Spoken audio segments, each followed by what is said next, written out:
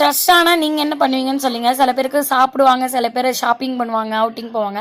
எனக்கு சும்மா வண்டியில் வந்து ஒரு 10 நிமிஷம் ரவுண்ட் போயிட்டு வந்தாலே ஹாப்பி ஆகிடுவேன். எல்லா ஸ்ட்ரெஸ்ஸும் மறந்து போயிடும். அந்த மாதிரி தான் நேற்று தூங்குறதுக்கு ஒரு 10 நிமிஷத்துக்கு முன்னாடி நானும் ஹஸ்பண்டும் சேம் டைமில் வந்து எங்கன்னா வெளியே போகலாமா, ஒரு மாதிரி இருக்குது அப்படின்னு சொல்லிட்டு 10 மணிக்கு மேலே டக்குன்னு முடிவு பண்ணி குழந்தைங்களையும் கூப்பிட்டுட்டு போனோம். போகிறோம், புதுசாக இருக்கிற இடத்துக்கு போகலாம் அப்படின்னு சொல்லிட்டு எஜிபுரா மகாவிஷ்ணுவோடைய விஸ்வரூபம் அந்த ஸ்டாச்சு வந்து 420 டன்னில் கோதண்ட ராமசுவாமி டெம்பிள் வந்து லாஸ்ட் ஜூனில் வைகாசி மாதம் தான் கும்பாபிஷேகம் ஆயிடுச்சு. இதுவே டே டைமில் போயிருந்தா கண்டிப்பாக கோயில்கிட்ட போகிறதுக்கு ரொம்ப மணி நேரம் ஆயிருக்கும். நாங்கள் அன்டைம் போனதால் நல்லபடியாக தரிசனம் ஆச்சு. என்ன கொஞ்சம் இருட்டாக இருந்தது.